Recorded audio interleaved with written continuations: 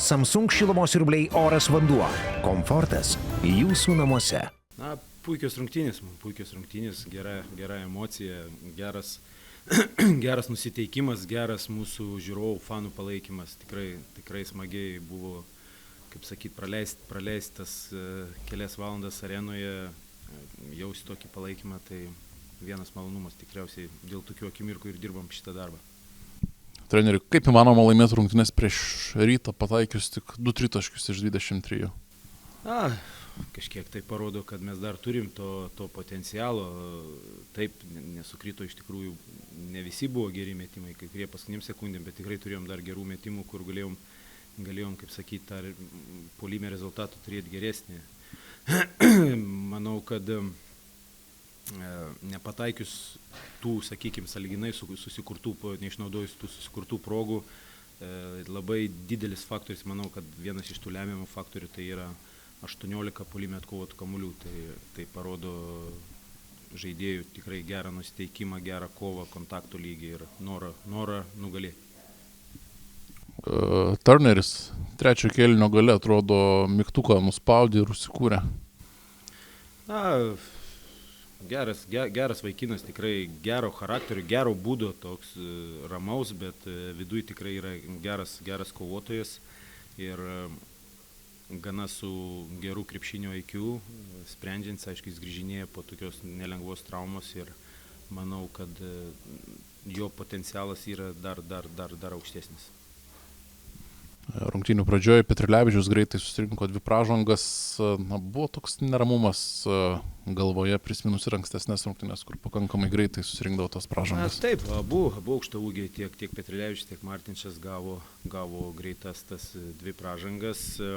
Kažkiek tai reagavom, matėm, kad Rytas išėjo irgi su tuo mažesniu penketu ir gal taip specialiai netgi tom rungtynėm taip nesiruošėm, bet taip gavosi, kaip sakyti, random, taip atsitiktinai gavosi, kad pastatėm Vaištarą 5 pozicijoje ir tikrai gerai gavosi.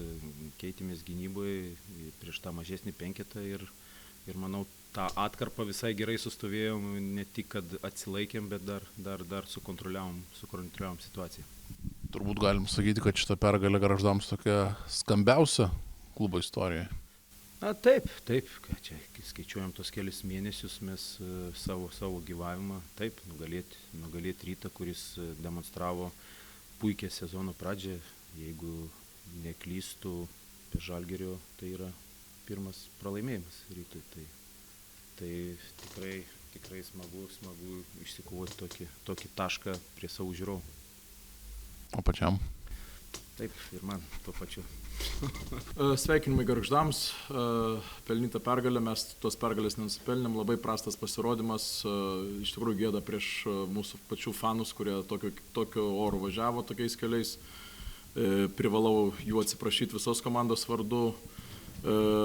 O mes neturim laiko, kada kažkur verkšlenti ar kažką vienas kitą kaltinti, pralaimėjom rungtynės visi kartu, ant nosies yra KMT playoffai ir BCL top 16 rungtynės, turim išsitaisytinus dalykus, labai greitai sureaguoti, problemas įsispręsti ir eiti sekančias rungtynės.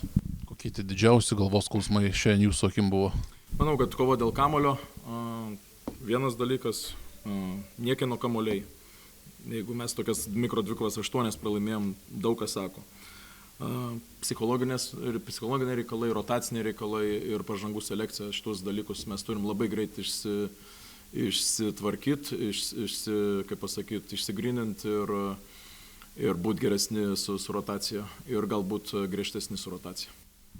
Komandoje 2 naujokai, šiandien abudu sužaidė, tiek Carolinas, tiek ir Smithas. Kaip jiems sekas integruotis? Integruotis sekasi labai gerai, geros treniruotės, bet niekam tas neįdomu, mes turim žaisti gerai, negalime taip žaisti čia. Aišku, tas rungtynių ritmas viską, bet čia nėra pasiteisimas, mes turim, kaip pasakyti, naujus žaidėjus, bet tai nėra apie naujus žaidėjus, mes privalom šitas rungtynės laimėti, kaip ir sekančias rungtynės privalom laimėti. Su naujokais, be naujokų, jie duos savo, ką jie turi duoti, bet yra dar 8 žaidėjai, kurie yra nuo sezono pradžios ir reikia tam tikrus dalykus jau daryti geriau, nes jau yra sausio mėnuo.